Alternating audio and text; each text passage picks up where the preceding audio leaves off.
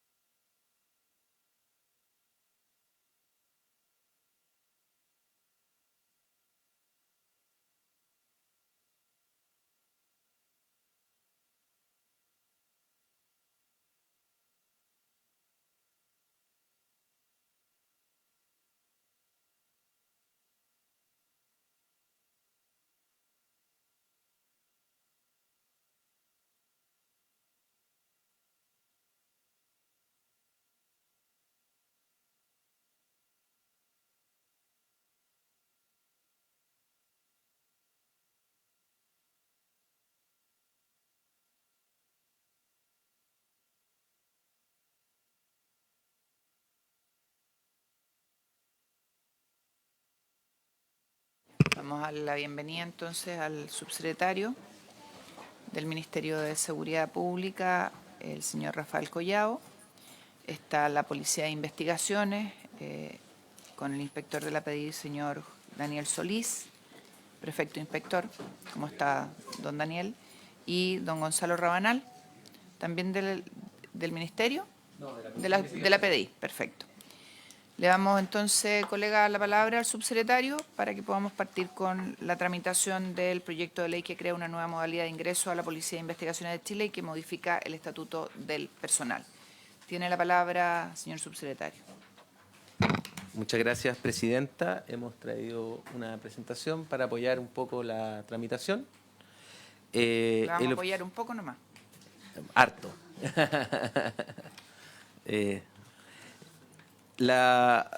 Este proyecto de ley tiene como básicamente dos objetivos bien importantes. Uno, que es muy relevante, es profundizar la profesionalización de la Policía de Investigaciones.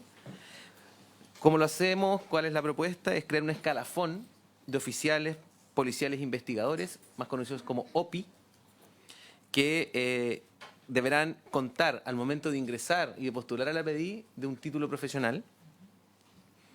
Y además se incorpora como nuevo requisito para los ascensos en la carrera funcionaria, incluido también el ingreso a la carrera ya más bien de investigadora de los propios OPI, luego que sean aspirantes, de la aprobación de cursos de capacitación y especialización.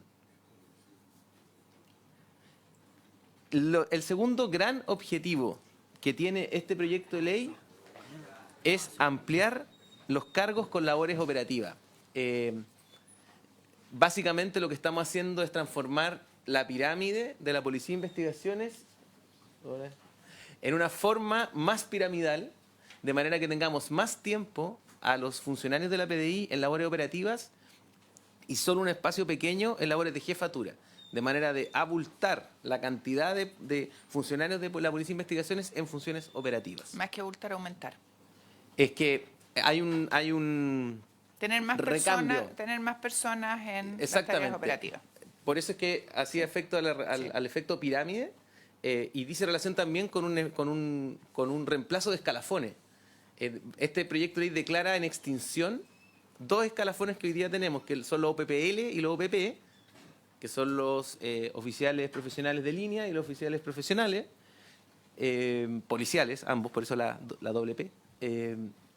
Que lo que busca este proyecto de ley es, primero, salvar un problema que teníamos, legal, que es muy importante que se salve en este proyecto, es que uno de esos escalafones, particularmente el de los OPP, no tiene reemplazo. Por lo tanto, cuando un cupo terminaba su vida, ese cupo no se reemplazaba. Este proyecto viene a solucionar ese problema, porque este nuevo escalafón, que considera la extinción de los otros dos, es por la misma cantidad de personas. En ese sentido, presidenta, más que aumento, hay un reemplazo y una profesionalización en labores operativas.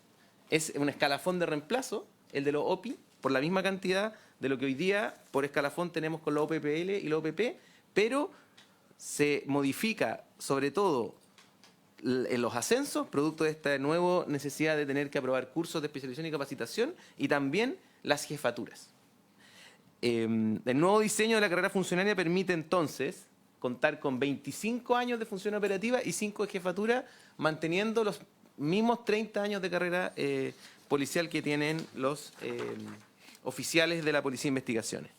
El nuevo escalafón de los OPI lo que hace primero es modificar la ley de plantas de la Policía de Investigaciones, creando este escalafón y también, por supuesto, creando el escalafón de aspirante investigador. Y aquí sí hay un aumento. Hoy la ley considera un cupo máximo de 300 aspirantes investigadores que tienen que mantenerse en un régimen de internado por una cantidad de años. Esos 300 aumentan a 400.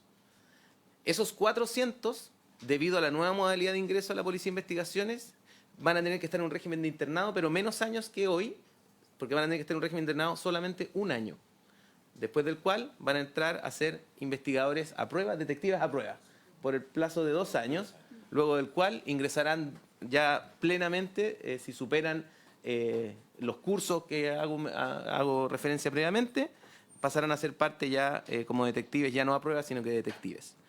Como consecuencia de la creación de este escalafón es que además se declaran, como venía adelantando, en extinción los escalafones de los OPPL y de los OPP.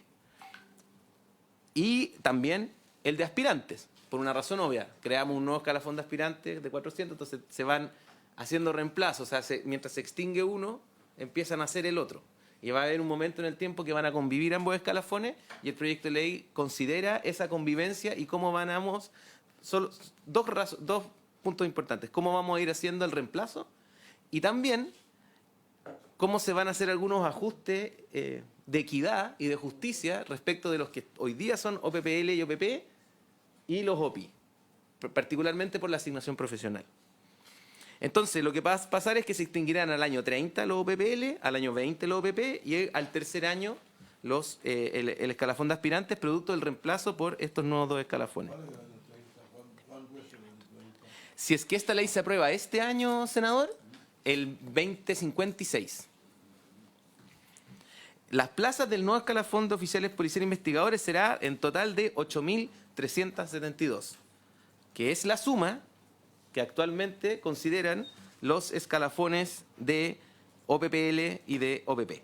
O sea, si uno hace la suma de los 6.306 y los 2.066, que son hoy día esos escalafones, sumados, son los OPI, los nuevos OPI. La plaza del escalafón de aspirante investigador, como les decía antes, son 400, esperando que esos cupos se llenen con ingresos anuales a la escuela oficiales entre 200 a 400 aspirantes.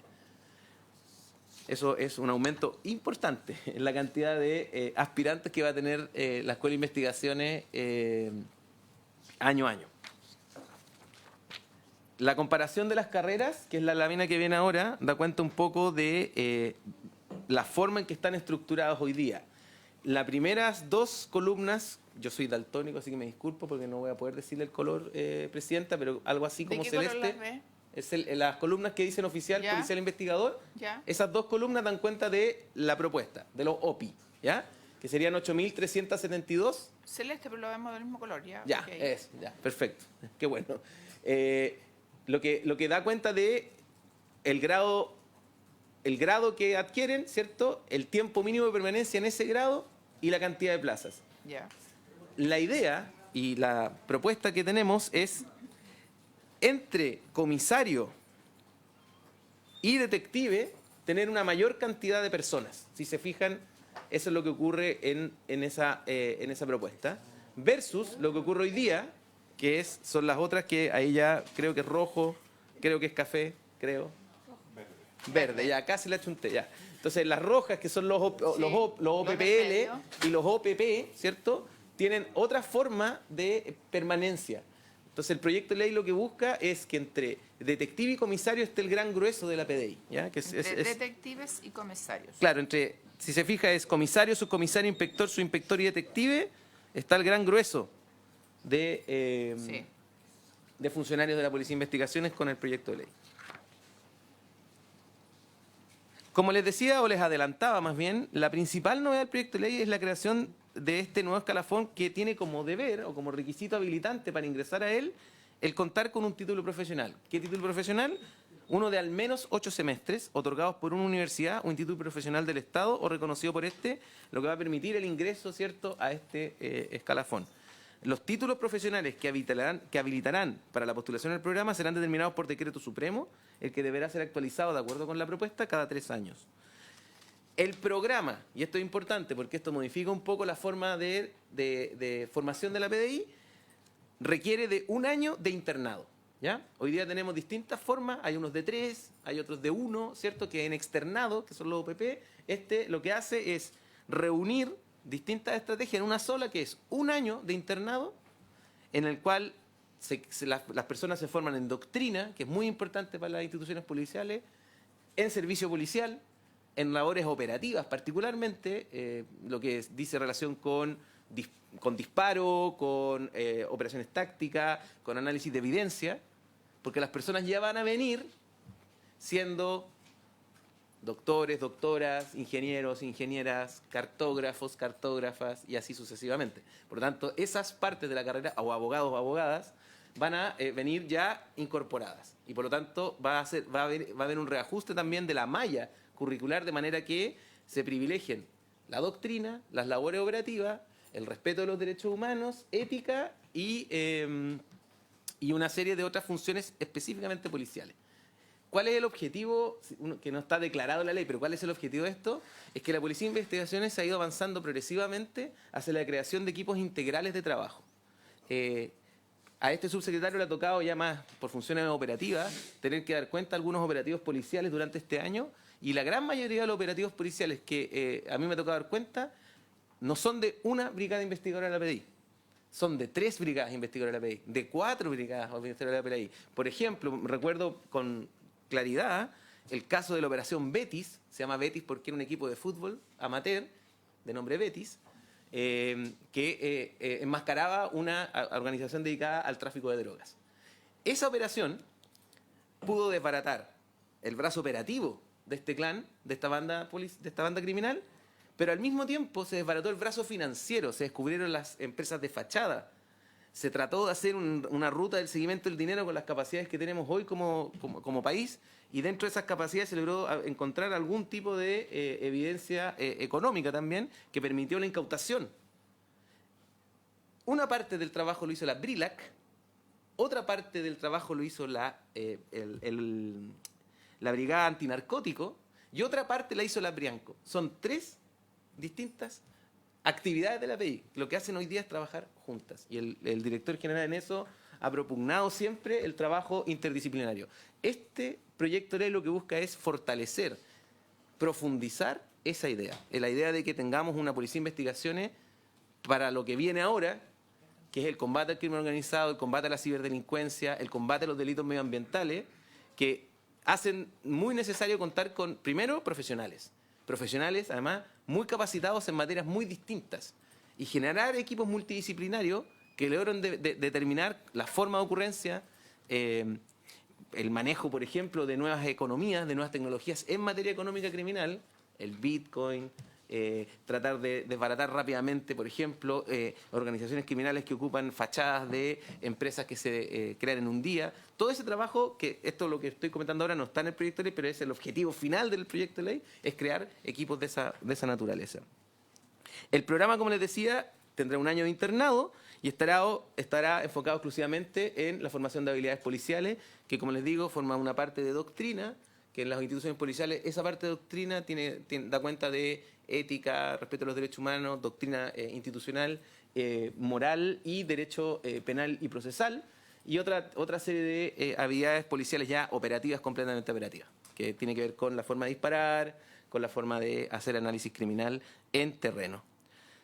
Sí quiero destacar algo. Este Congreso ya aprobó, y ha sido un éxito, y lo tengo que decir así, la nueva ley de agentes policiales. Los agentes policiales antes tenían un nombre que se denominaba asistentes policiales, y antes eran los conductores de la PDI. Y la verdad que el trabajo de esas personas es clave para los propios oficiales. Y teníamos 90, 70, 60 por año, y ahora tenemos 250 por año. De hecho, la primera actividad de este subsecretario oficial fue ir a recibir a los primeros agentes policiales. Estos agentes policiales, que ahora son 250, forman parte de este trabajo interdisciplinario. ¿Por qué? Porque hemos creado las SERVCRIM, que son las brigadas recogedoras de evidencia que están a cargo de estos agentes policiales, que trabajan con el LACRIM, que trabajan con las BICRIM, que trabajan con la VIRO, con la BH. ¿Y qué es lo que hacen? Es hacer un trabajo, de nuevo, multidisciplinario entre las distintas herramientas con las que cuenta la Policía de Investigaciones. Por lo tanto, este proyecto de ley, junto con el otro proyecto de ley, genera una forma de trabajo de la Policía de Investigaciones muy adecuada para los desafíos de criminalidad que enfrentamos hoy. Quería resaltar el punto de agentes policiales, que si bien es otro proyecto de ley que ya es ley y que ya está en proceso, complementa también este punto. El 16 de diciembre se titulan los primeros 250 agentes policiales. Tenemos mucho, de hecho los SERVCRIM, yo lo he podido conocer, particularmente el de Concepción, tiene agentes policiales que deben llevar 26, 27 años de estadía en la Policía de Investigaciones y que son los expertos en materia de recolección de evidencia. Quienes egresen del programa podrán ingresar al escalafón de policiales de los OPI. La carrera policial de estos OPI se mantiene en 30 años, así como los grados. Para ascender entre los grados de subinspector a comisario, esto es muy importante, deberán aprobarse cursos habilitantes. Esto también es una novedad, y además tendrá que permanecerse un cierto número de años en cada uno de los cargos. Acá hay incentivos a la permanencia y también hay incentivos a la profesionalización, por cuanto no es solamente los años, para lograr ese ascenso a la carrera, sino que además cumplir con estos cursos habilitantes.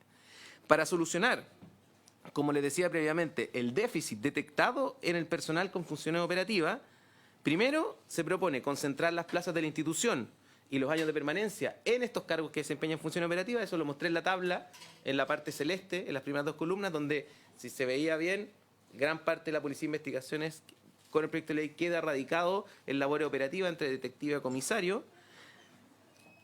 Además, se propone ubicar a los actuales comisarios en calidad de oficiales subalternos y no como oficiales jefe, dejando jefatura exclusivamente a prefectos y subprefectos. De manera que los comisarios hoy, con este proyecto de ley, pasan también a formar parte de funciones operativas. Y como les decía antes, esto permite, esta propuesta, dejar 25 años de función operativa y 5 de jefatura. Acá está más o menos expuesta la propuesta. Tenemos 2 años de detective, 5 años de subinspector, concurso habilitante, ¿cierto? Después con 6 años de inspector, concurso habilitante. Después como subcomisario, otros 6 años, concurso habilitante para pasar a ser comisario y así sucesivamente, hasta el cargo de prefecto que habilita a formar parte del alto mando previo curso, ¿cierto?, del curso alto mando. Y también, por supuesto, me lo salté, vuelvo un poco atrás, en el caso de los subprefectos, el título de oficial graduado en investigación criminalística, que es muy importante porque lo da la Academia Superior de Estudios Policiales, que es lo que permite entrar a la categoría de subprefecto, y eso ya permite efectivamente entrar a la calidad de oficiales jefes.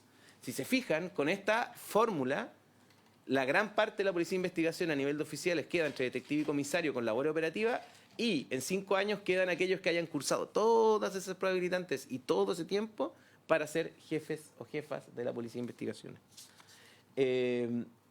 Gráficamente se ve desplegado la cantidad de personal ahí, en lo que está resaltado, que es la concentración de personas.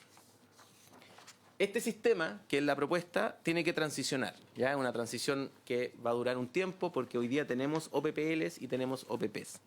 Durante los primeros años de vigencia, por lo tanto, habrá una convivencia. ¿Y cómo vamos a vivir esa convivencia? La propuesta del proyecto de ley es que se creará una asignación que va a compensar el sueldo menor que van a recibirlos o que recibe el OPPL respecto de los OPI. Los OPI entran con asignación profesional, pero son profesionales. Por lo tanto, los OPPL van a recibir una asignación similar por razones de justicia, y eso va a mantener la equidad mientras se va extinguiendo el escalafón de OPPL y va creciendo y naciendo el escalafón de OPIs. Para regular además la dotación, el número postulante se va a relacionar directamente con los retiros del periodo anterior. De este modo, las plazas extintas de OPPL y de OPP tendrán evidentemente un correlato con el copamiento de las plazas de aspirante investigador y posterior ingreso al escalafón de los OPIs. A nivel presupuestario, ya con esto voy terminando, el gasto sobre el presupuesto fiscal en definitiva es menor, ¿ya? O sea, es decir, el proyecto de ley en régimen tiene un gasto negativo. La razón de eso es porque al tener a los oficiales en cargos operativos con mayor tiempo, hay menor gasto fiscal porque las jefaturas tienen mayor gasto fiscal que los operativos. Por lo tanto, en definitiva, al final del tiempo, el gasto para el Estado va a ser menor. El gasto hasta que lleguemos a ese momento, va a ser, o el mayor gasto va a ser en remuneraciones, por cuanto hay una nueva asignación profesional, como les decíamos antes, que no existía. Por otro lado, va a haber una eliminación de ingresos a medida que vaya extinguiéndose los OPP y los OPPL. Ese gasto va a ir siendo compensado por la creación del nuevo escalafón, o sea, se van a ir compensando financieramente los cupos, y finalmente porque hay un ingreso anual mayor. ¿Por qué? Porque los aspirantes hoy son 300 y los aspirantes, de acuerdo con el proyecto de ley, pueden llegar a ser 400, y eso naturalmente va a llevar que luego de las postulaciones haya mayores ingresos a la Escuela de Investigaciones, porque vamos a tener 100 cupos más para poder llenar. El gasto, por supuesto, en pensiones de retiro y Montepíos, eso también es un efecto a largo plazo, producto de los cambios del referido en el punto 1, va a haber algún efecto también en pensiones. Después va a haber un efecto en ingresos fiscales, naturalmente, por cuanto va a haber más descuentos a funcionarios, va a haber más funcionarios a los cuales descontarle, tanto activos como pensionados y montepiados, ¿cierto?, los ahorros previsionales. Va a haber, por lo tanto, aportes fiscales a esos fondos, gastos adicionales en salud que se van a ir compensando, siempre van a ir siendo compensados porque es un escalafón de reemplazo. Y finalmente va a haber efectos en ingresos y gastos de la escuela. Y eso sí es importante. ¿Por qué? Porque la escuela hoy día cuenta con personas que le pagan a la escuela 3 o 4 años de estadía, y ahora la escuela va a recibir 1 año de estadía, pero con mucho más flujo. Entonces ahí hay un pequeño efecto de gasto en la escuela. Pues la escuela no es que recibe 1 año y al otro año no recibe, bueno, al otro año vuelve a recibir gente, se va llenando año a año. En definitiva, el efecto fiscal que considera el informe financiero supone que todos estos cambios, un aumento de 54.241 millones de gasto fiscal adicional y un ingreso de 439 millones de gasto fiscal adicional.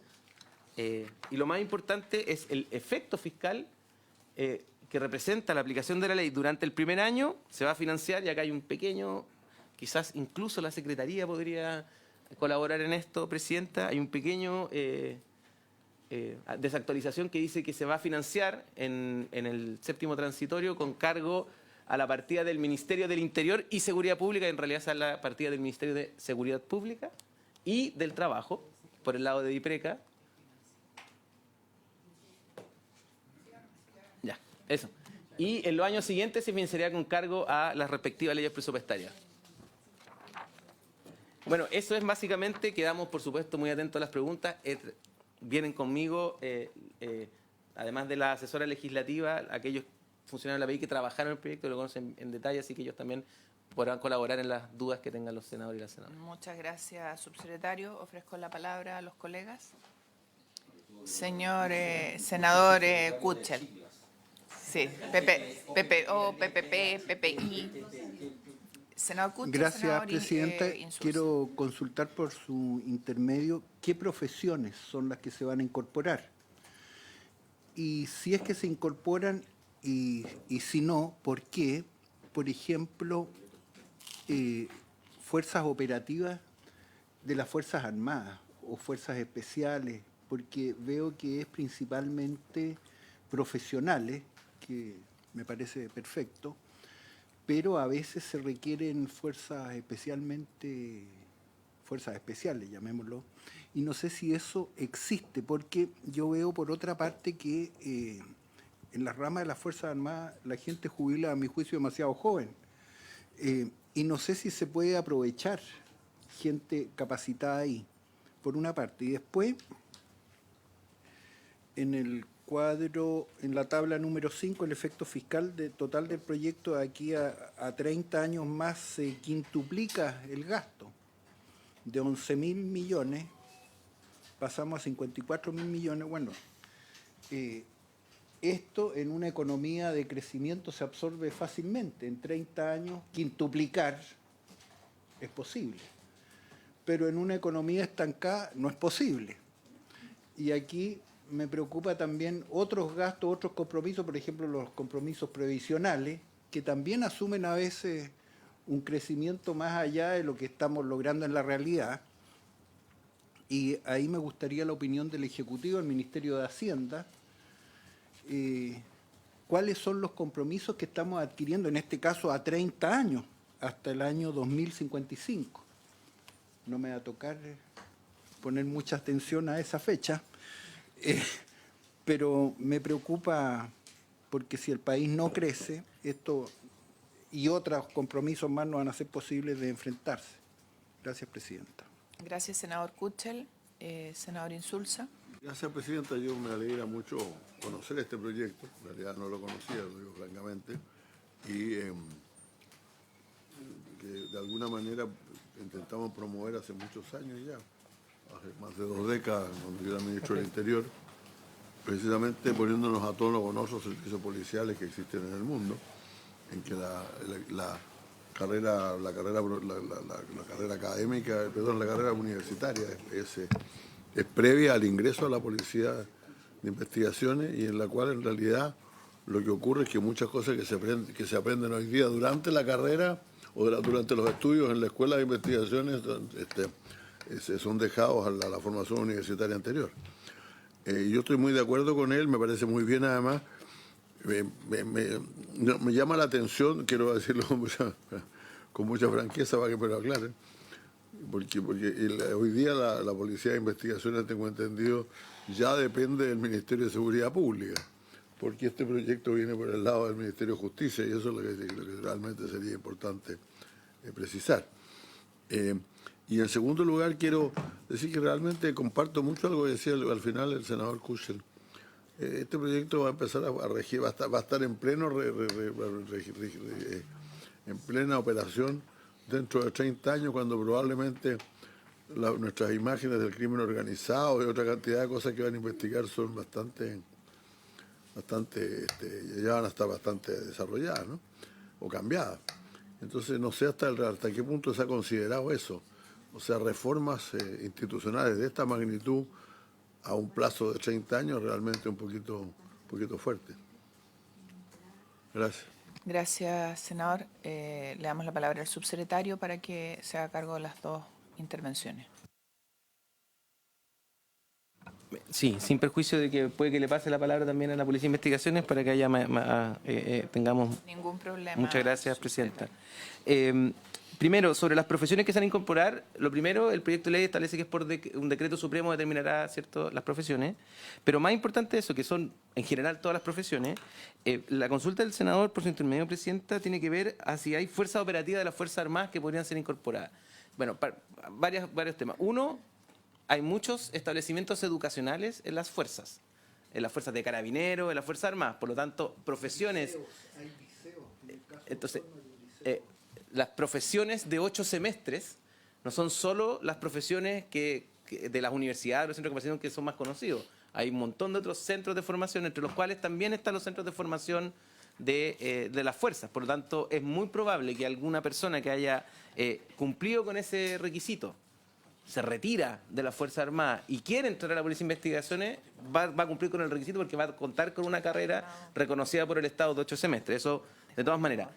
Eso no dice tanto, Presidenta, por su intermedio, para responder la consulta del senador, sobre la posibilidad de que el efecto de combinación de facultades operativas no exista hoy o no pueda existir después, ya más en el campo operativo.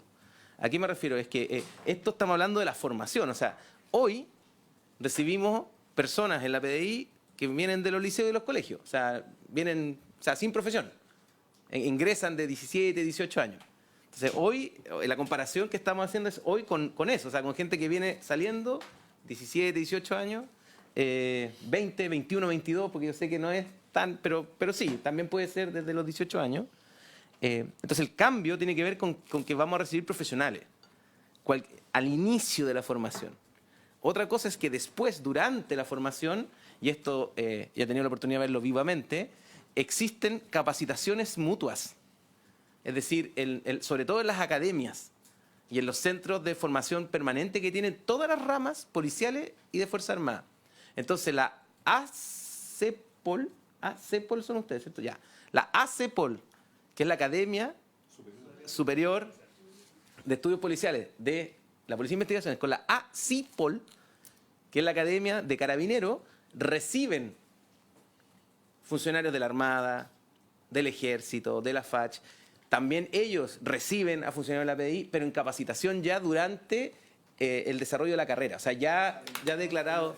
Sí, ya hay mucha formación... A ver, hay mucha formación continua, mucha. Yo creo que es poco conocido el trabajo... los funcionarios policiales están permanentemente estudiando. Después de que salen, o sea, ya de detective, los detectives tienen que estudiar. Pues, pero lo que quiero dar cuenta, senador, es que su duda tiene esta respuesta más bien luego, en la formación continua. Entonces nosotros recibimos lo mejor que nos pueda entregar el Ejército, la FACH, la Marina, y nosotros también, desde la perspectiva de la PDI, reciben a personas que quieren capacitarse, por ejemplo, en el caso de Directemar, que tiene funciones de policía marítima, las dos... academias policiales reciben a personas de Directemar para capacitarlas, sobre todo en materia de uso de la fuerza, investigación policial, detección de drogas, todo eso que es más bien policial, eso también lo reciben. Y eso quería comentarlo. Sobre el efecto presupuestario es súper importante. La DIPRES lo hace y lo tiene que hacer porque es así, que es el efecto producto de la extinción que estábamos teniendo de los OPP, porque los OPP se van extinguiendo, los cupos no se están reemplazando. Entonces los cupos, por eso es tan importante este proyecto, que yo les mostraba antes, que son esos 2.000 o 3.000 algo. ¿Cuánto? 2066. Los 2066 eran 2065, 2064, 2063, 2061, a medida que se retiraba uno de esos OPP. Este proyecto de ley lo que busca es volver a tener 2066 ya como OPI. Y eso es lo que se proyecta. Pero entonces no tiene un efecto presupuestario tan real, digo, de aumento, sino que más bien es la proyección, dado que ahora no vamos a tener esa pérdida. ¿Ya? Eso es una sola... Y lo otro tiene que ver con el aumento de personal que va a estar siendo formado. De 300 a 400, esos 100 personas más suponen un aumento. Esto en relación también a los valores que maneja la Policía de Investigación e Información, que son superiores a estos. Mire, presidente, le quisiera dar la palabra al subprefecto. Muchas gracias. Subprefecto. Prefecto, perdón, inspector. Y después le voy a responder al senador. Muchas gracias. Buenos días, señora Presidenta, y por su intermedio al resto de los señores senadores. Bueno, efectivamente, lo que ha dicho ya muy bien el señor subsecretario, en relación, senador Kuchel, a la consulta, efectivamente lo contesta muy bien. Además, quiero solo agregar que el artículo 52 de la Ley General de Educación permite que los títulos profesionales otorgados por las ramas de la Fuerza Armada en sus planteles formativos sean convalidables y permitan, por tanto, postular a la Escuela de Investigaciones. Además, recordar que el Parlamento hace 4 años atrás, aquí mismo, aprobó una ley que permite reconocer el título profesional del oficial investigador de la Policía de Investigaciones para todos los efectos legales como título profesional universitario, igual que el de las ramas Fuerzas Armadas. Por tanto, es perfectamente posible que haya un trasvasije tanto desde la PDI a las otras ramas como desde las otras ramas a la PDI, si es que lo desean hacer así. Así que, y tal como lo dice también el subsecretario, hoy día tenemos intercambio formativo en distintos niveles con las demás ramas de la Fuerza Armada y de otras, e incluso en la PDI con ramas policiales de otros países. Así que eso en esa parte, senador. Senador Kuchel. Perdone que lo interrumpa, hay como una estadística que uno pueda decir, mire, se da este intercambio en un 10%, en un 3%, es muy escaso, es abundante el intercambio. Señora Presidenta, por su intermedio al senador, efectivamente hoy día lo que ha venido siendo la tradición es que normalmente por cursos, por ejemplo, si tenemos un curso de oficial graduado que se hace para el ascenso a prefecto en el caso de los oficiales policiales de línea, normalmente en un curso donde pueden haber, por ejemplo, este año habían 46 oficiales de la PDI y habían 7 funcionarios de otras ramas de las Fuerzas Armadas. Porcentaje, no soy muy bueno para los números, pero debe ser un poco más del 10% de funcionarios invitados para esos efectos. Senador Insulza. No, el tema es, porque estamos creo que en lo mismo, ciertamente todo cambio impone determinados problemas sustantivos, sobre todo problemas humanos, de gente que cambia de funciones, etcétera. Y yo entiendo que esto realmente, este proyecto realmente está considerando fundamentalmente eso. O sea, que nadie, lo que no afectar las vidas de nadie, por así decirlo, porque cuando el proyecto, cuando esto esté en plena vigencia, van a haber personas que no han nacido que van a tener 30 años. Pero yo no estoy muy seguro de que esto sea, que este timing sea adecuado para alguna cosa que se considera tan necesaria.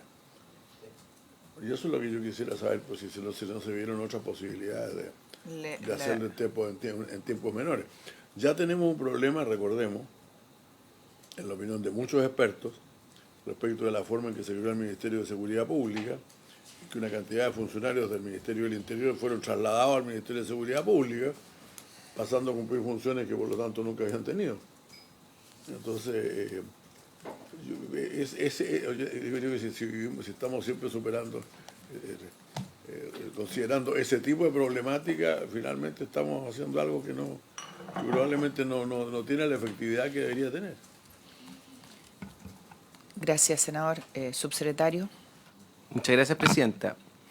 Respecto a los timings, y creo que es atingente la pregunta del senador porque creo que nos ayuda a responder por qué hablamos de 30 años. Los efectos presupuestarios son a 30 años. Es decir, ahí va a tener efecto la jubilación, el Montepío, el cierre del último de los escalafones, que son los OPPL. Si nosotros aprobamos como Congreso y el Ejecutivo pone de su parte y hace toda la gestión pronto para el 2026, el primer llamado podría ser en el 25 del 2026, podría ser el primer llamado a la nueva forma de ingreso a la PDI, en donde lo que va a pasar es que la PDI en el año 2026 va a pedirle entre 300 y 400 personas con un título profesional que ingresen por un año un internado. Luego de ese año, es decir, el 2027, tendríamos a la primera generación de OPIs, ya saliendo a realizar funciones operativas. Por eso yo expliqué tanto que convivían los escalafones, porque mientras salgan esos, no sé, pongamos 350 OPIs, el 2027 a labores operativas, a prueba, porque van a ser 2 años de prueba, luego de rendir su examen, porque esto viene, no es solamente un cambio de malla, o sea, de escalafón y grado, es un cambio también de profesionalización. Nadie va a salir a la calle si no rinde el examen y pasa, ¿ya?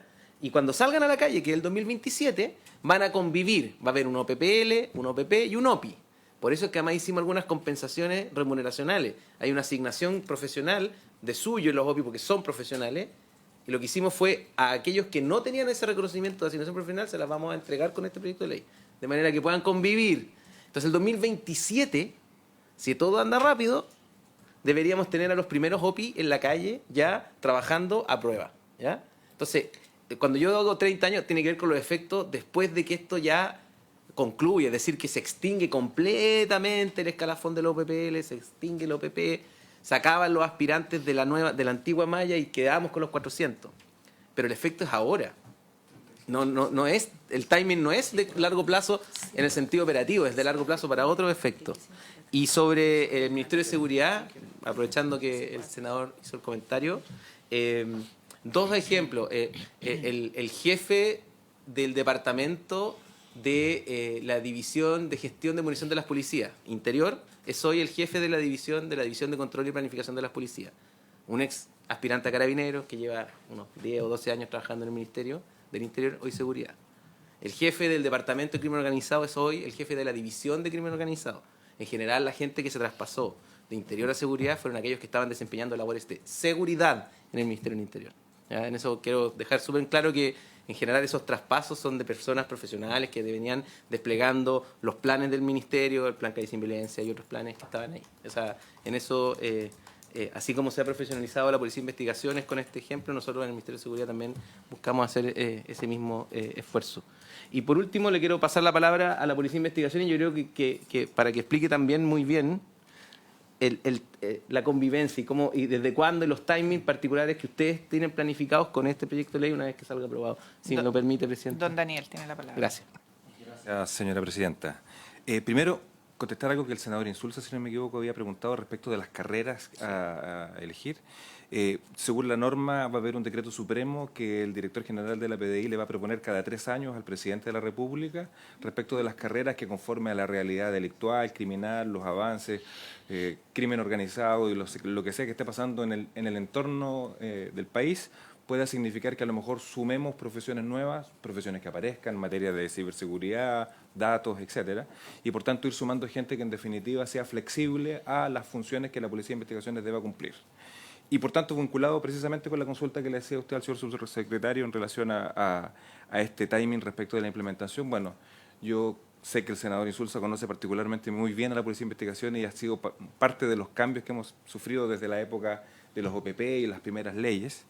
Efectivamente, la Policía de Investigaciones es una institución por ley y por definición profesional, científica, técnica, también de una disciplina estricta. Por ahí lo que le decía el subsecretario, lo importante es que para nosotros los sistemas doctrinarios en cuanto a los valores y los principios, que nos permite afortunadamente para nosotros gozar de, a pesar de distintas situaciones que nos han ocurrido en los últimos años, seguir gozando de confianza por parte de la comunidad. Hemos trabajado en términos de la profesionalización desde siempre, en términos de la institución, y lo paulatino de este cambio también dice relación con eso. Nosotros hoy día tenemos una fuerza importante profesional, pero sabemos que lo que viene para adelante, los desafíos solo van a ir sumando y si son cada vez mayores. Por eso también un poco el reemplazo no puede hacerse de manera tan acelerada, porque nosotros tenemos buenos cuadros, no podemos desprendernos de la gente que hoy día tenemos, que efectivamente tiene altos grados de especialización, y lo tenemos que ir haciendo en la medida que los nuevos profesionales, que ganamos mucho, porque aquí quiero contar algo que fue materia de conversación tanto con el Ministerio, cuando comenzamos a ver este proyecto. Hoy día los chicos que entran a la Escuela de Investigaciones, algunos con 17 o 18 años, nosotros todos tenemos hijos, sobrinos, primos, nietos, y sabemos que pareciera que, a pesar de que yo por lo menos soy bastante viejo ya, los miro como niños versus cuando los comparo con mi edad cuando yo tenía 17 o 18 años. Uno siente que hay menos grados de madurez que antiguamente, seguramente por los estilos de vida que tenemos hoy día en el mundo. Y por tanto también junto con las profesiones queremos ganar en términos de experiencias vitales también, y por tanto que la gente que entre a la Escuela de Investigaciones sea gente que tenga, además de un título profesional, ciertas vivencias que le permitan en definitiva enfrentar el mundo de la delincuencia contra la cual luchamos con mayor grado de preparación. Entonces, por eso también el timing, como bien lo decía el subsecretario, tiene que ver también con ir reemplazando a nuestra gente en la medida que se haga tampoco un perjuicio a lo que hoy día estamos o al servicio que estamos prestando. Senador Kuchel. Preguntar, señora presidenta, ¿cuál es la edad de jubilación? Si es posible alargar un poquito el periodo activo y si se considera esto en el proyecto, sobre todo que va a entrar gente un poco mayor, porque ya van a estar titulados en alguna especialidad. ¿Y cuál es la perspectiva en esta materia? Gracias. ¿Subsecretario o la asesora? No, el subprefecto. Prefecto, perdón. Gracias, señora presidenta. Efectivamente, primero hay un efecto que se va a producir naturalmente con el cambio de requisito, y es que hoy día ingresan con 18 años normalmente, y por tanto al exigir un título profesional, ninguna persona en nuestro país ingresa a estudiar una carrera si no tiene 18 años a lo menos, y por tanto una carrera de 8 semestres significa que esa persona va a salir a los 21 o 22 años, o bueno, si nos metemos en educación, los tiempos de titulación de las carreras en Chile son bastante grandes. Como abogado pareciera que está en 19 semestres más o menos la titulación. Por tanto, eso ya implica que alguien no, si entra a los 22 años, el tiempo mínimo para jubilar es de 20 años de servicio hoy día. Eso significa aproximadamente los 42 años, pero la carrera completa significaría que el tiempo para jubilar sería los 52, 53 años si alguien entra a los 22 años recién titulado, si es que fuera ese el caso. El estudio que hemos hecho nosotros es que normalmente la gente que entró al escalafón anterior de oficiales policiales profesionales, el grueso estaba entre los 27 y los 33 años. Por tanto, la edad de jubilación se va a dar para ellos. El próximo año se cumplen los primeros 20 años de la primera promoción, aproximadamente en los 57 años aproximadamente, y de ahí hacia arriba, con lo cual se acerca además a los tiempos o a las edades de jubilación normales del sistema en general. Si alguien entra con más edad, los tiempos de jubilación se van a ir alargando, pero aquí el mínimo es 20 años, igual que en todas las Fuerzas Armadas, y 30 años de servicio en la carrera, que se alargaría hasta 38 y 41 años para extender la carrera, o sea, para efectos de la jubilación, o tiempo máximo. Muchas gracias. A mí me gustaría que me pudiera explicar el Ejecutivo el cuadro número 5 del efecto fiscal en el proyecto de ley. Porque cuando uno mira los distintos años, el año 2026 la verdad es que tiene un menor gasto de 273 millones, pero si uno suma los siguientes años, solo pensando en el próximo gobierno, esto le va a significar algo al próximo gobierno más de 40.000 millones. Entonces, me gustaría saber lo que esto significa, porque uno supondría, después de la explicación además que nos dio el subsecretario de una de las operaciones en las que participó la PDI, que debiera haber también retorno positivo ya para el país. Y yo no sé si tienen estimado o no el beneficio económico que esto podría llegar a significar, ¿vale? Es decir, cuál es la contraparte de este mayor gasto, que no es un mayor gasto cualquiera, es bastante. Piensen que el presupuesto de la PDI es y me corrigen acá el subsecretario y el prefecto, de 112.000 millones en personal, ¿ya? Entonces, más, prefecto. Son más de 300.000 millones de pesos al año el presupuesto de la Nación en su título 21, que es remuneraciones. Solo en personal, sí. Remuneraciones. Entonces, obviamente es importante saber qué es lo que significa esto y poner en contexto, ¿no es cierto?, este tema desde el punto de vista de cuánto vamos a invertir y cuánto le va a significar al país desde el punto de vista de la externalidad positiva. No sé si le pasamos la palabra al prefecto, subsecretario. Estoy pidiendo el dato en este momento de... Ojo, además el senador Insulza hizo un punto bien importante, y es que en el caso de Carabineros, presupuesto 2026, yo entiendo que usted, colega, está en la comisión, en la subcomisión que vio eso, no tenemos inversión en escuela de Carabineros, o sea, tenemos problemas en infraestructura, tenemos problemas con el fondo de desahucio de Carabineros, o sea, tenemos problemas en materia de seguridad, y nos gustaría que no nos pase lo mismo por este otro lado. Sí, estoy solicitando, me dice de inmediato la subdirectora, un dato que creo que es bien decidor sobre los beneficios que tiene el trabajo profesionalizado e integrado que comentaba yo antes de la Policía de Investigaciones, que dice relación con un dato que nosotros estamos empezando a recopilar, que es el trabajo de las BRILAC. Como parte de la Política Nacional contra el Crimen Organizado, desde el año 23, iniciamos junto con la Policía de Investigaciones el proceso de instauración en cada una de las regiones del país de una brigada de lavado de activos. La idea es que las brigadas de lavado de activos, que ahora son 16, una en cada región, trabajen de la mano con las otras brigadas operativas de manera de ir haciendo la sección financiera de las organizaciones criminales uno a uno. Y la verdad es que el retorno, entre comillas, para el Estado por incautaciones es bien notable. Hasta el lunes de esta semana hemos recuperado 8.844 millones de pesos en lavado de activos. Eso es lo que han recuperado las BRILAC entre enero y noviembre de este año. Las BRILAC no pueden operar solas porque ellos, el lavado de activos tiene un delito base: tráfico, estafa, lo que sea. Por lo tanto, un trabajo profesionalizado, integrado, el que ha permitido esa recuperación. A ver si es que al término del año logramos hacer el presupuesto completo del 2027, que son los 11.409. Nos faltan solo 2.000 millones. O 2.500 millones para llegar a eso. Yo creo que la Policía de Investigaciones ha dado muestra reciente de que el trabajo que ellos están realizando, bueno, recuerdo muy vivamente la incautación de Temuco, que yo creo que fue espectacular y tuvo una serie de cosas bien estrambóticas como el McLaren, el avión y todas esas cosas que recuperaron, pero en aquello que no estaba tan a la vista está aquí, mezclado acá. En esa operación, algo así como 2.500 millones entran en esta cifra, pero eran 9.000 millones los que estaban todavía por determinar qué se hacía con ellos. Por ejemplo, las casas, había que hacer avalúos comerciales que no los sumamos en ese momento. Entonces, yo creo que el trabajo de recuperación patrimonial que está haciendo la PDI da cuenta de que los efectos fiscales del proyecto tienen una contraparte en beneficio fiscal bien inmediato, porque estas son incautaciones que después van inmediatamente a beneficio fiscal en muchos casos, y gracias a este Congreso, lo tengo que decir así porque fue bien transversal eso, la ley 21.575, que es la ley contra el narcotráfico, que también se conoce como crimen organizado, creó varias formas de comiso.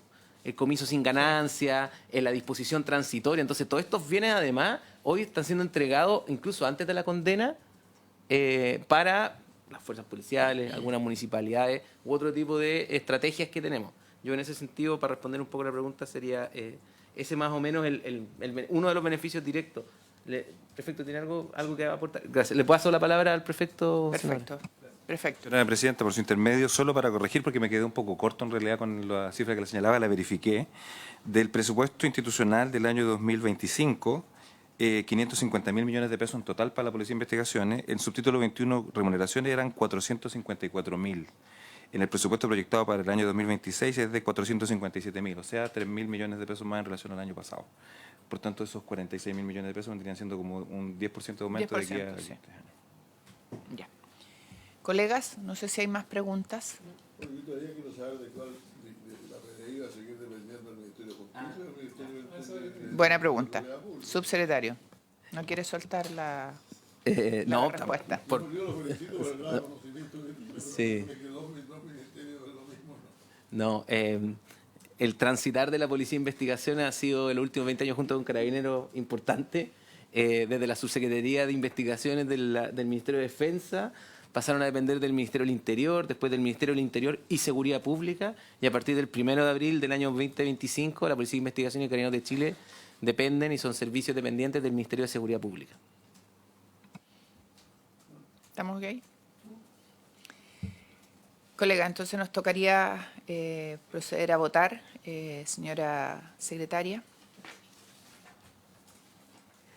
Presidenta, a la Comisión de Hacienda le corresponde pronunciarse respecto de las normas de su competencia. Este proyecto tiene 3 artículos permanentes y 7 disposiciones transitorias. Muchas de estas normas son de competencia de la Comisión por las características del proyecto. El artículo 1, que modifica la Ley 19.586, que establece las plantas de la Policía de Investigaciones.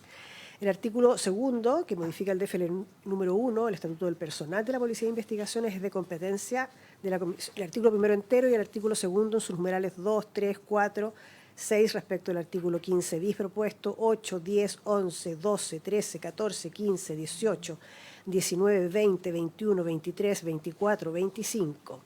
El artículo 3, que modifica el artículo 3 bis del Decreto Ley 2460, Ley Orgánica de la Policía de Investigaciones, también es de competencia, y los artículos 2, 3, 4, 6 y 7 transitorios. Sugerencias para... Sí. ¿Les parece una votación económica, colegas? ¿Sí? Lo que sí quisiera hacer presente es que respecto del numeral 12 del artículo 2, que está en la página 15 del comparado, necesitamos que se autorice a la Secretaría para hacer una enmienda, porque en la instrucción que está dada en el la página 15, la instrucción que está dada en el numeral 12 para agregar, digamos, a los oficiales policiales e investigadores, supone que el artículo 34 vigente dice lo que no dice, porque hay un error en el texto. Entonces, pero lo podemos... Mandataríamos a la Secretaría para que arregle aquello. ¿Les parece, colegas? Y entiendo que el senador Kuchel está reemplazando al senador Galilea. Nos llegó el cambio. Tome la votación, señora secretaria. Se pone en discusión, se pone en votación las normas de competencia de la Comisión de Hacienda. Senador Kuchel. A favor. Senador Macaya. A favor.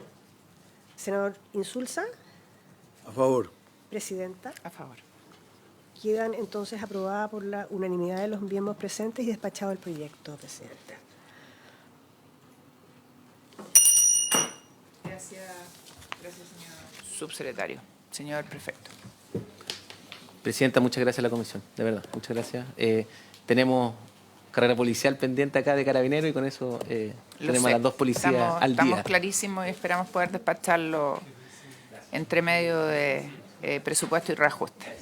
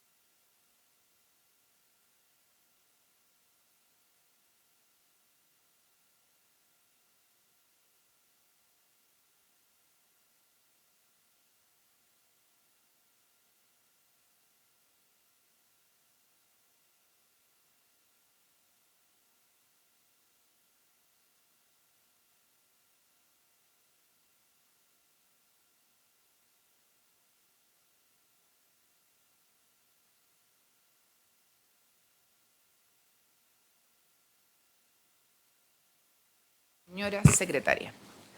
Presidenta, en tabla tenemos el proyecto de acuerdo en primer trámite constitucional que aprueba el acuerdo entre la República de Chile y la Organización Europea para la Investigación Nuclear, CERN, en relación con el otorgamiento del carácter de Estado miembro asociado del CERN, suscrito en Ginebra, Suiza, el 16 de mayo de 2025. Proyecto que fue informado por la Comisión de Relaciones Exteriores, donde se aprobó por unanimidad, y respecto del cual la Comisión de Hacienda se pronuncia solo en particular. Ok. Señor ministro, le damos la palabra a usted y luego a don Claudio Troncoso de la Cancillería. Muchas gracias, presidenta. Nosotros queremos en particular exponer las razones que justifican y fundamentan el ingreso de Chile como Estado miembro asociado a la Organización Europea de Experimentación Nuclear, que me parece es conocido por todas y todos, es una de las instituciones que constituye un centro, un polo de ciencia de frontera, de experimentación, cuyo ingreso de Chile representaría oportunidades muy significativas para nuestro país. Yo haré solo, presidenta, una intervención muy breve, preliminar, y luego tenemos una presentación que le pediré yo por su intermedio, su autorización, a Ignacio Silva, el jefe de la División de Tecnologías Emergentes del Ministerio de Ciencia, Tecnología, Conocimiento e Innovación, en el sentido de que se trata de una política pública que Chile ha sostenido durante largo tiempo, que por lo mismo han sido parte de objetivos nacionales en los que han intervenido diversos gobiernos. Chile tiene el primer convenio con CERN desde 1991, que suscribió CONICIT en su momento, el organismo que hoy día es la Agencia Nacional de Investigación y Desarrollo, que nuestros científicos han tenido ya una participación, especialmente a través de una universidad de esta región, que es la Universidad Técnica Federico Santa María, que llegó en un momento a ser incluso proveedor tecnológico de algunos de los insumos que obviamente de alta complejidad se requieren para la experimentación en ese centro, que ha habido desde luego un esfuerzo público para sostener la formación de estos centros de investigación y de desarrollo en las universidades chilenas, que por lo mismo no se trata por lo mismo de una decisión improvisada, responde a una política pública de largo tiempo para llevar al mejor nivel nuestras capacidades científicas. Y quiero a continuación, presidenta, pedir poder dejar con la palabra a Ignacio Silva, quien hará una presentación en representación del Ministerio de Ciencia. Perfecto, ministro. Le damos la palabra a don Ignacio Silva. Muchas gracias, presidenta, senadoras y senadores presentes.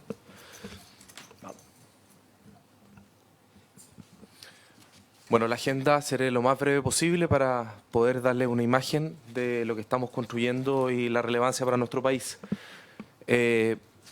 Sabremos qué es lo que es el CERN, qué es lo que ha significado en retrospectiva la colaboración Chile-CERN, las capacidades que respaldan nuestra membresía, la transferencia tecnológica, que es un proyecto que ya estamos avanzando de manera muy adecuada, y luego las conclusiones.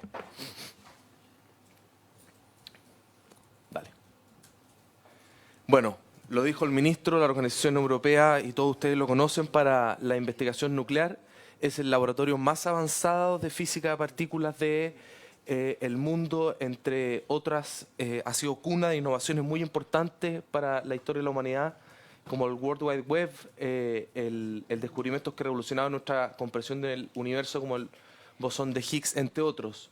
Este es un ecosistema único de innovación en el mundo que nos va a permitir, digamos, cuando vemos los desarrollos tecnológicos recientes respecto a ingeniería de precisión, superconductores, computación de alto rendimiento, que nuestro país también se está comprometiendo con más de 14.000 millones de pesos en supercómputo, entre otros, son capacidades que ahí son muy relevantes y para nosotros es muy importante desarrollarlas. Dale. Dale. Bueno, esto ponemos un timeline de lo que ha sido el trabajo. En primer lugar, en 91 se firma el primer acuerdo de cooperación entre CONICIT es entonces, y Chile, estableciendo las bases de una relación duradera. En 2004 se firma la renovación del acuerdo bilateral y en 2007 la visita de la presidenta Michelle Bachelet al CERN, el protocolo para desarrollar nuestra investigación en el Gran Colisionador de Hadrones, que es un experimento muy relevante para el mundo, para el CERN, y en donde nuestros científicos chilenos tienen una participación muy activa y destacada. El 2009, bien lo decía nuestro ministro, se crea el Centro Científico Tecnológico de Valparaíso, el CCTVAL, para la investigación experimental en física de partículas. El 2012 se crea el primer centro de supercómputo para colaborar con este experimento Atlas que yo les mencioné previamente, para luego entre 2013 y 2021, y esto es muy importante, en términos de ciencia de frontera, el CCTVAL pudo con estándares internacionales y probados construir el 15% de los detectores de partículas para la actualización del experimento Atlas. Esto es pura capacidad y desarrollo tecnológico, como decimos, made in Chile. Bueno, el 2022, ya que lo que vemos es desde colaborador a miembro, ¿no? El salto formal que estamos estableciendo. En el 2022 hay una expansión de la participación chilena al unirse también a otros experimentos liderados por científicos chilenos.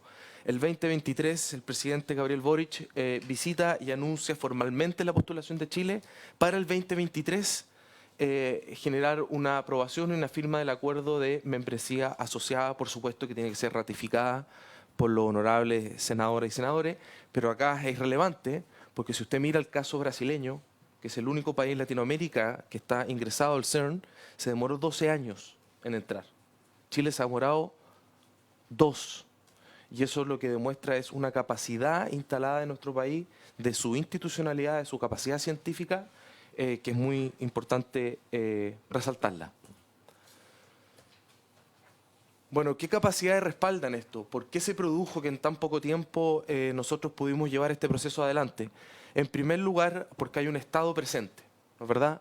El Estado, a través de ANID, de la Agencia Nacional de Investigación y Desarrollo, ha financiado por más de 18 millones de dólares al CCTVAL para que cumpla la labor que está cumpliendo hoy día, fabricando componentes con exactitud micrométrica, formando especialistas, y hay una proyección de 25 técnicos chilenos trabajando en el CERN en los próximos 5 años. Técnicos chilenos que hoy día ya tenemos una primera camada de nuestros centros técnicos.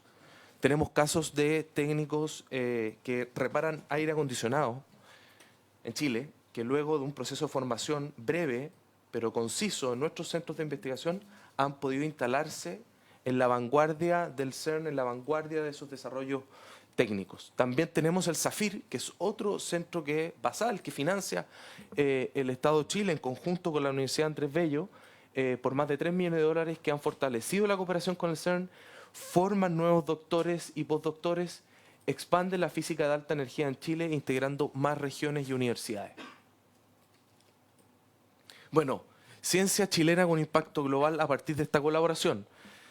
Entre el 90 y el 2010 y el 2023 hemos crecido por 10 en publicaciones del más alto nivel, demostrando la capacidad de nuestra comunidad científica. Tenemos una productividad por investigador que supera los promedios de países OCDE, 3 publicaciones por cada uno de nuestros investigadores relacionados a esta materia. estamos en el top 10 más citados de indicadores de alto impacto científico en esta materia también. Un 73% de colaboración internacional, artículos publicados en coautoría internacional reflejando la integración de Chile y por último más de 500 profesionales especializados en proyectos vinculados al CERN y más de 32 doctores formados en física de partículas desde el 2006 con el apoyo de la Agencia Nacional de Investigación y Desarrollo. Esta masa crítica nos permite abordar desafíos chilenos de ciencia y frontera con capacidad de transferir conocimiento, que es algo muy relevante. Vamos. Bueno, algunas fortalezas estructurales que vale la pena decirlas, pero que... Un minuto. Desgraciadamente, Le damos la para palabra. retirarme ahora, yo ya vi este proyecto en relaciones exteriores, entonces la verdad es que no tengo ningún inconveniente en votarlo, si es que se puede. Pero si no, usted tiene cuerpo suficiente para ¿Puedo dejar el voto? Y si ¿Puedo dejar mi no voto? se puede dejar el voto, no. Además que no hemos recibido informe financiero sobre esto, no voy a abrir Sí, ningún sí informe. está. Yo no lo tengo, por lo menos. Está en la carpeta. Sí. Yo creo que todos conocemos este proyecto. Nos acompaña el senador Rojo Edwards, que lo debe haber visto en la Comisión de Relaciones Exteriores.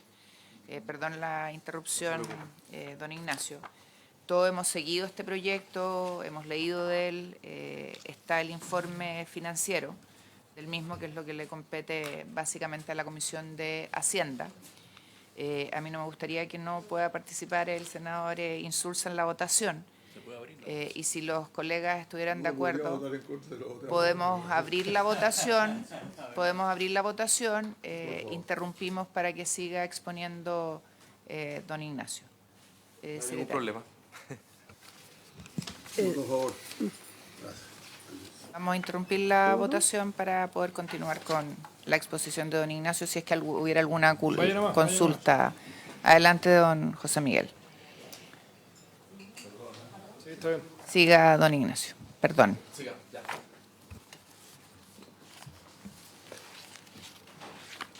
No se preocupe, que le vaya bien. Bueno, lo que decía, iré muy rápido. Tenemos una democracia consolidada, economía estable, exportador mundial por más de 100 billones de dólares. Tenemos Chile, es el número 1 en Latinoamérica en innovación desde el 2007. Startup Chile ha traído más de 2.000 startups de 85 países, generando $1 billón de dólares en ventas, y tenemos 4 unicornios tecnológicos a pesar de ser un país pequeño, lo cual habla de nuestra capacidad.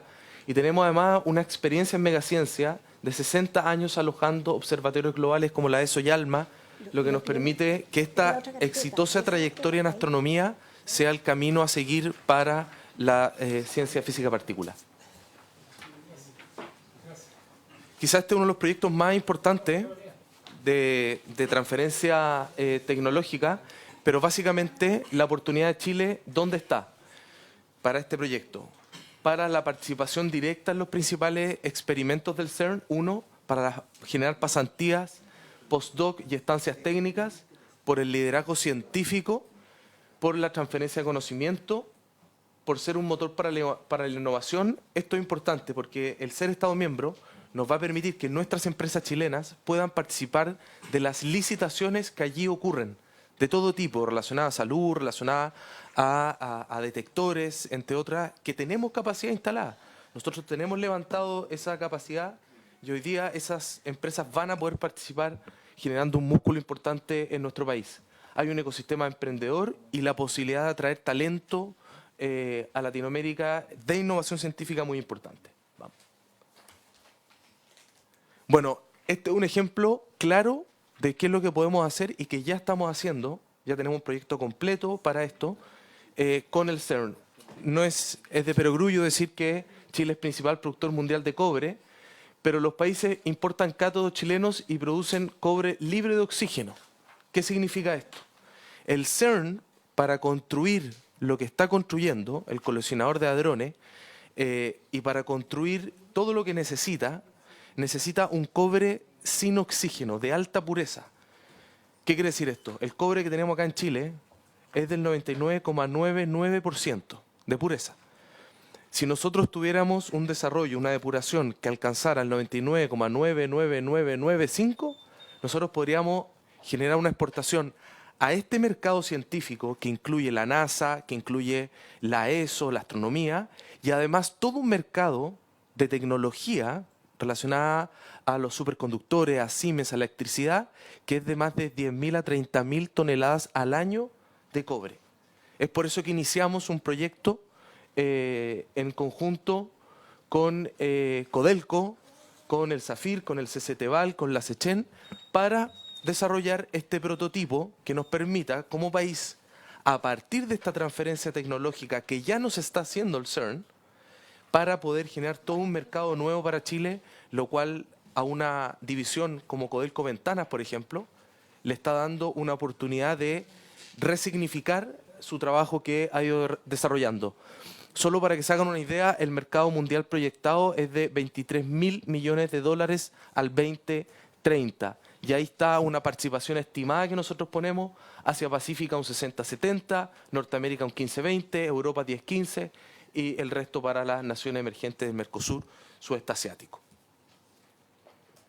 No me quiero detener acá porque ya les comenté, pero básicamente este es el proyecto. Ustedes ven una foto en Codelco con todo el equipo que está participando porque ya tenemos un proyecto, estamos en etapa de valorizarlo, de hacer el modelo de negocio, pero prontamente nosotros deberíamos tener noticias de que esto ya se puede consolidar y podemos efectivamente dar la noticia que este proyecto avanzó. Esto, para que se hagan una idea, fue desarrollado en no más de 4 meses de trabajo, entre otras cosas, por la capacidad instalada que tenemos como Chile, como país. Bueno, ahí está el informe financiero, para que lo puedan tener. Básicamente corresponde al 10% del aporte de un Estado miembro. La estimación son 1,7 millones de francos suizos, 2,1 millones de dólares. El impacto presupuestario será cubierto por el Ministerio de Relaciones Exteriores. Los recursos están provisionados al Tesoro Público en la Ley de Presupuesto 2026. Conclusiones. Si quiere, puede estar ahí, senador. Ok. Bueno, es un salto histórico hacia la ciencia de frontera, es un catalizador del desarrollo nacional, por eso ponemos al centro el proyecto de transferencia tecnológica respecto al cobre de alta pureza. Es un fortalecimiento de las capacidades humanas, nos da proyección y gobernanza y voz en ese espacio tan relevante para la ciencia. Y por último, es una nueva plataforma de las que ya tenemos en Chile para que nuestros científicos, pero que ahora nos permitan desarrollar tecnología industrial que nos permitan a su vez sofisticar la matriz productiva. Este es un ejemplo concreto. Muchas gracias. Perfecto. Colegas, ¿hay alguna pregunta? Senador Macaya. Yo, Presidenta, gracias. Lo que pasa es que no pude revisar mucho el proyecto porque me llegó tarde la carpeta, me llegó tarde el informe financiero, perdón. No tuve la oportunidad de entender la importancia y a diferencia del senador Insulza y el senador Edwards, entiendo que lo pudieron revisar en la Comisión de Relaciones Exteriores. A mí me gustaría entender si hay alguna proyección del impacto económico para Chile, mirándolo en términos de cuál va a ser el impacto directamente para Codelco, nuevos negocios, o sea, si hay alguna proyección, porque a ver, si estuviéramos en un momento normal del estado de las finanzas públicas, daría un poco sería menos importante, no haría lo mismo, pero sería menos relevante. Hoy día estamos en un momento donde la proyección fiscal para el año que viene, el 2026, es muy compleja. Estamos tramitando un presupuesto donde sabemos que a poco andar el 2026 Chile va a tener menos recursos de los que tiene y cada peso que gastemos tiene que tener un retorno. Y es importante, hay también una mirada y hay reflexiones que se están haciendo a nivel de las alianzas estratégicas en materia de relaciones internacionales. Hago una reflexión respecto al rol o a la importancia que tiene la energía nuclear en Chile versus lo que ocurre en Europa. Chile no es un país con tradición nuclear tan importante. Quizá usted me puede corregir respecto a cómo una organización como esta puede ser un aporte en el desarrollo de ese tipo de energía, de tecnología asociada al trabajo académico y de investigación que se puede hacer ahí. Quizás una cuestión un poquito más en numérica de retorno. Yo quiero, o sea, de que vamos a invertir un peso y vamos a recuperar 10, ¿dónde firmo? Sí. Antes de dar la palabra al Ejecutivo, senador Kuchel. Sí, aquí hay un cuadro donde nos aparece la demanda, el que está puesto ahí, demanda proyectada de cobre libre de oxígeno. cuál es la situación de la oferta al frente de la demanda. ¿Quién más está Y- haciendo esa pega? Sí, quién hace con quienes competimos particularmente en el vecindario. Y tenía más o menos el mismo... Sí, gracias, presidenta. Sí, yo la verdad es que tenía la misma consulta y creo que es importante ver cuál es el retorno esperado que tiene el Ejecutivo de este aporte de 1,7 millones de dólares que va a pagar el país, ¿ya? ¿Cuáles son esas oportunidades significativas de las que hablaba el ministro en la presentación? Porque ahí uno podría preguntarse, tal como lo hizo el presidente Lagos cuando se empujó ALMA, en que se establecieron cupos reservados para Chile. ¿Tenemos alguna participación ahí? ¿Está consignado en el acuerdo? Es la pregunta, ¿ya? ¿Y cuántas iniciativas financiadas con fondos públicos, con ICID, ANID u otras, podrán ser beneficiadas o podrían ser beneficiadas con este convenio? ¿Y a cuántos recursos equivale? ¿Hay algún estudio de retorno económico que haya hecho el equipo del Ejecutivo respecto a este tema? No sé si ministro o... Presidenta, Ignacio va a aportar en primer lugar y luego quiero yo hacer algunas consideraciones adicionales. Ok, le damos la palabra a don Ignacio. Bueno, muchas gracias, Presidenta. Son preguntas atingentes y muy relevantes que nosotros nos hicimos de manera permanente y estamos terminando un estudio de valorización, no solamente de lo proyectado, terminan 3 semanas más el estudio, pero ya tenemos un avance muy significativo que nos permite entender 2 cosas.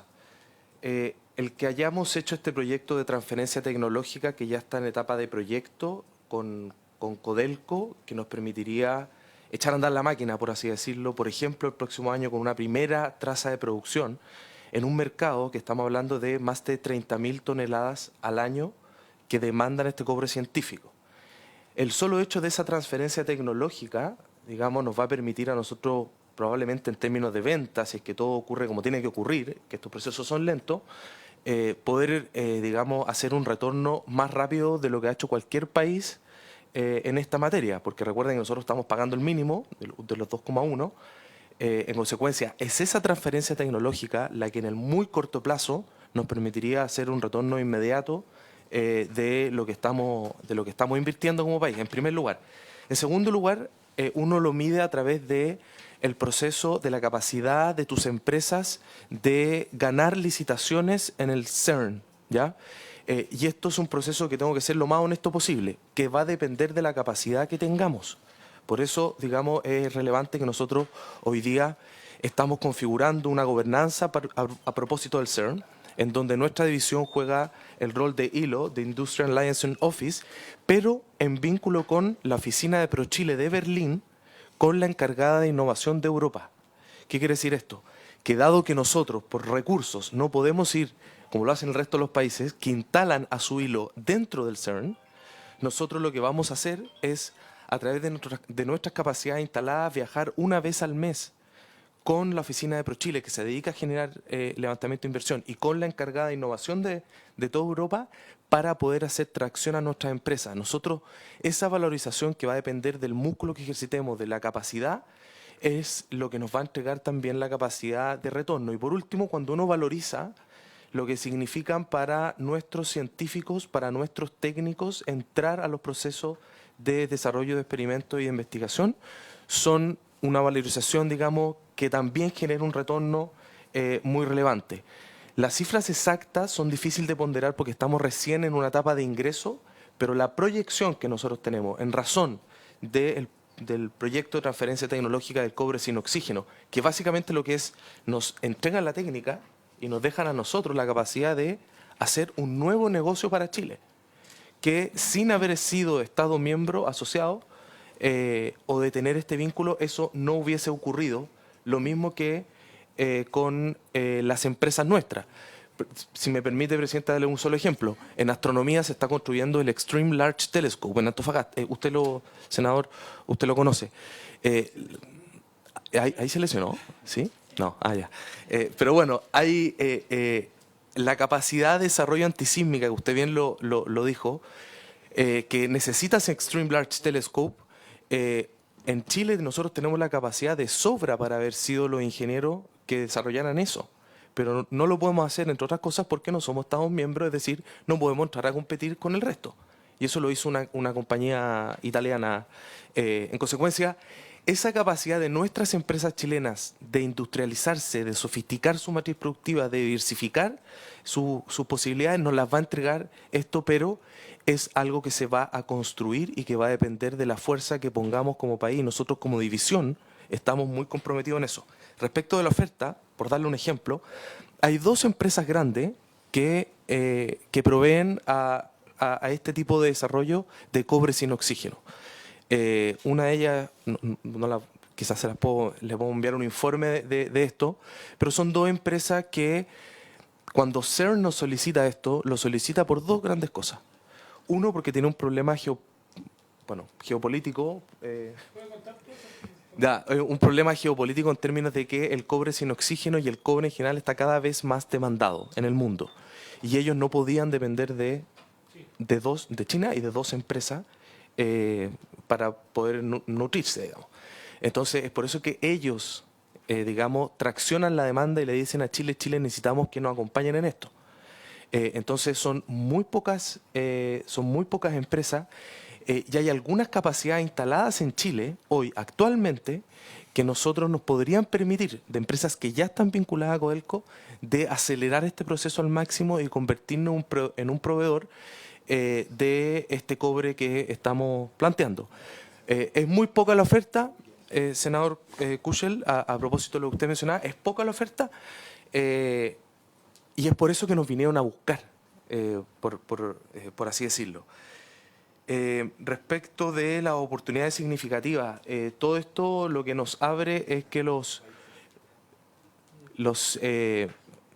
centros de investigación y la fuerza que ANID pueda imprimir en esto, que es quien llevaba la membresía hasta hace muy poco, digamos, que están traspasadas a relaciones exteriores, pero hoy día el ser Estado miembro a nosotros nos va a dar una capacidad de instalar nuestros investigadores, de instalar nuestros técnicos y de desarrollar, por ejemplo, por primera vez en la historia se va a desarrollar la escuela latinoamericana del CERN en la Pontificia Universidad Católica en este verano. La escuela de verano del CERN va a venirse completa a desarrollarse en Chile este verano, este enero y febrero. Les vamos a enviar las invitaciones porque la verdad es que es un evento del más alto nivel donde toda la capacidad del CERN va a estar instalada en conjunto en la Pontificia Universidad Católica, pero también con la Chile, también con la Santa María, en donde no había venido antes, y en enero.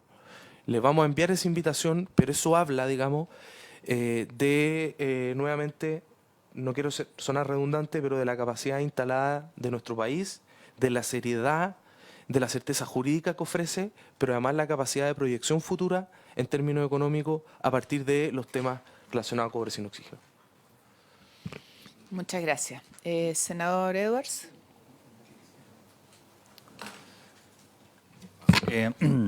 Yo creo que es absolutamente válida la preocupación del tema de los recursos, pero quiero ponerlo en perspectiva aprovechando las palabras, ¿no es cierto?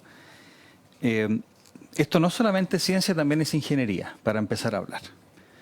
El ejemplo que estábamos viendo era la construcción del Extremely Large Telescope, que es la ESO, que nosotros hemos insistido mucho en que Chile también tiene que avanzar en una asociación con la ESO también. Es un excelente momento para todo tipo de asociaciones con Europa para empezar. O sea, geopolíticamente hay una apertura que hay que aprovechar, además, en todo este tipo de situaciones. En el caso del ejemplo que se citaba, es una tecnología de ingeniería antisísmica hasta un nivel de, no sé, 10,5, digamos, que lo desarrolló una empresa italiana que perfectamente pudo haber sido hecho por empresas chilenas, a través de, en este caso, participaron en licitación. En el caso del CERN también hay licitaciones que son, claro, pues cosas más científicas, pero también cosas ingenieriles en las cuales empresas chilenas pueden participar. Y otra cosa, quiero poner en perspectiva algo. La membresía es efectivamente 1,7 millones de francos, que son 2,1 millones de dólares, pero solamente un PhD de este nivel en Europa, ¿cuánto valdrá al año? ¿Cuánto? $60.000 por persona. O sea, el solo hecho de tener acceso a todo esto a través de científicos chilenos, ya en 5, 6, 7 personas ya tienes montos que son muy similares a lo que vale la cuota. Entonces, la posibilidad de las licitaciones ingenieriles, todos los temas científicos, toda la transferencia tecnológica que hablaba, el tema del cobre, que es lo más tangible, lo más evidente, creo que hacen que esto no sea no solamente algo muy importante, sino que es una oportunidad y que viene a un precio, si usted quiere, extremadamente bajo. O sea, esto es, en buen chileno, a mi juicio, una... Y aprovecho de terminar, Presidenta, volviendo a insistirle al gobierno que es muy importante también avanzar en otras asociaciones como la ESO y muchas otras. Hay una gran cantidad de organizaciones de esta naturaleza que Chile podría avanzar en asociarse, porque le abren oportunidades a nuestro país, que son oportunidades que se dan en ciertas circunstancias geopolíticas, y esas circunstancias están. Ministro. Muchas gracias, Presidenta. Yo quisiera agregar dos consideraciones muy específicas, pero lo cierto es que nuestro país tiene una inversión en ciencia y en innovación desde el punto de vista público que todavía está por debajo de lo que deberíamos de verdad invertir por distintas razones, ¿no?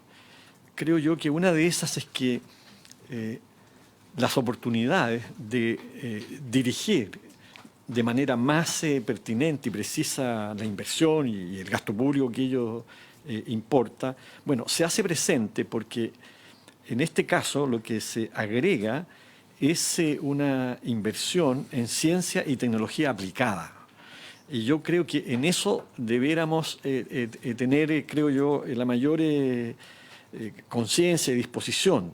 No es en un proyecto científico, por así decir, más abstracto, ¿no? de ciencia fundamental o de ciencia básica que hacemos, donde obtenemos muy buenos reconocimientos, pero donde tenemos un pilar débil en nuestro sistema de ciencia y tecnología es precisamente en innovación, en tecnología, en el área de las ingenierías. Y esto está dirigido precisamente en ese sentido. De modo que tampoco va a crecer con esto significativamente nuestra inversión en ciencia y tecnología.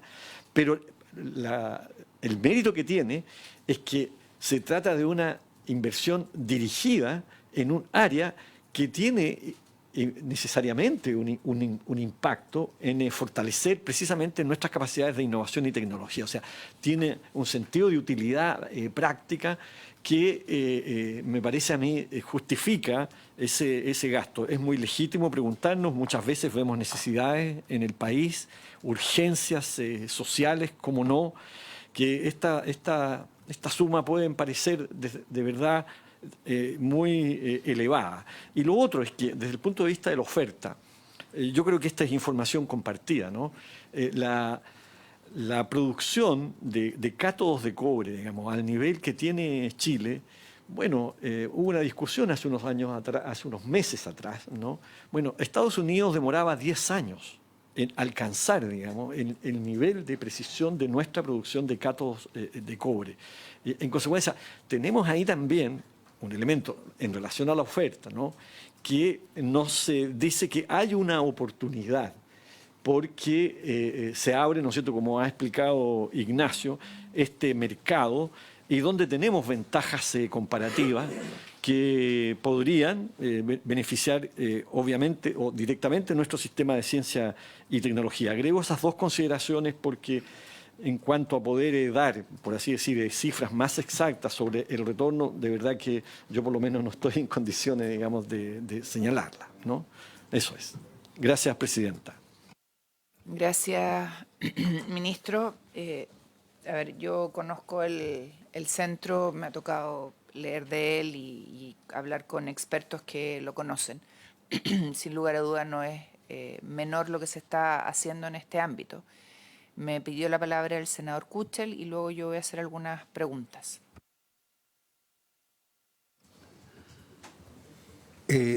Bueno, yo de las primeras noticias que tengo sobre esta materia, tenía algún conocimiento general de todo lo que discutimos cada año en materia presupuestaria, pero esto a mí me parece más concreto y más tangible, y creo que debiéramos aprobarlo a la brevedad para estar bien presentados para enero, y ahí quiero consultar cuáles son las medidas que se están tomando para aprovechar de difundir, porque en enero va a ser como el puntapié inicial en grande de esta iniciativa en nuestro país, y aprovecharlo al máximo, que todos los científicos, técnicos, interesados en la materia aprovechen esa instancia y no se queden fuera, porque yo nunca había oído de una reunión de ese tipo en nuestro país. Así que ojalá aprovecharlo, porque estamos en noviembre y esto es en enero. Ya llegó el momento. Sí. No sé si va a responder don Ignacio, ministro. Lo que sí nosotros les podemos decir respecto de la coordinación. No, pero senador, lo que sí es importante es que este ecosistema nosotros lo tenemos coordinado. Nos reunimos a propósito de los temas de ingreso, pero también de los proyectos, al menos una vez al mes. Estamos todos sentados en el proyecto para hacer el cobre sin oxígeno posible para nuestro país. Además, estamos todos coordinando la escuela de verano que se va a llevar a cabo por primera vez en Latinoamérica, lo cual es un gran salto. Y todo eso, digamos, es lo que está esperando también el CERN para poder generar, digamos, con contundencia nuestra entrada. Pero claro, lo que yo sí les puedo asegurar es que el ecosistema está plenamente coordinado, que van a ser parte de la gobernanza. Solo por darle un ejemplo, perdonen, pero así como tenemos un Industrial Liaison Office que hace de pivot de inversión, tenemos un encargado científico donde van a participar nuestros centros, encargados de transferencia tecnológica, donde va a participar la Subdirección de Transferencias Tecnológicas de la Agencia Nacional de Investigación y Desarrollo, va a participar ProChile como parte también del hilo, va a participar Corfo y otros. Sí, exactamente va a estar, porque ellos además en el proyecto, senadora, tienen que hacer las pruebas de que el cobre que nosotros hacemos dice ser lo que parece ser, digamos. Entonces, todos van a jugar un rol ahí, y lo que quiero decir es que la capacidad de nuestro país va a estar desplegada para no solamente resolver los problemas de mejor manera, sino también para hacer eficiente el gasto. Cuando nosotros como división dijimos nosotros no vamos a viajar todos los meses a Ginebra para hacer tracción de los contratos, dijimos, bueno, ¿y ahora qué hacemos? Bueno, tenemos a ProChile desplegado en toda Europa. Y la Comisión Nacional de Energía Nuclear también. También la acechan. Hay una cosa que me preocupa, y es que en la minuta que nos entregó el Ejecutivo, senador Kuchel, la minuta que nos entregó el Ejecutivo a través de la Dirección de Presupuesto el 29 de octubre, cuando discutíamos el presupuesto 2026 y que aperturaba las provisiones, este proyecto no está consignado. Solo se los menciono porque me parece grave. O sea, este proyecto tiene gasto y no está consignado en los proyectos que están comprometiéndose para el gasto 2026. Ya. Claudio, hay una minuta que nos entregó el Ejecutivo en la que, esto es a raíz de la discusión presupuestaria 2026, que ustedes no son ajenos porque deben haberla seguido por la prensa, en donde hemos cuestionado que la cantidad de ingresos que va a tener el país es deficitaria respecto de los gastos. Y cuando pedimos que nos informaran cuáles eran los gastos comprometidos, nos entregaron una minuta el 29 de octubre que aperturaron, no nos dijeron cuánto cada cosa, pero aperturaron los gastos comprometidos, donde están los proyectos de ley en trámite y pronto a ser aprobados. Esto no está. Se los digo para que ustedes lo hagan presente, nosotros lo haremos presente obviamente en su minuto, porque nos parece muy complejo. Bueno, yo voy a reanudar la votación que habíamos interrumpido para hacer estas otras consultas, señora secretaria. Senador Kuchel. Senador Macaya. A favor. Presidenta. A favor. Queda entonces aprobado en particular el proyecto por la unanimidad de los miembros presentes de la comisión. Perfecto. Habiéndose cumplido el objeto de la sesión, señor don Claudio, perdón. Sí, no es necesario que me extienda sobre el tema, pero sí solo hacer presente que son 2 acuerdos los que se aprueban. El acuerdo... No, hay uno que se retiró. Sí. Ah, ¿el otro no pasa por Hacienda? Ah, perfecto. Sí. Ya. Con eso se despeja la inquietud. Muchas gracias. Habiéndose cumplido el objeto de la sesión, esta se levanta.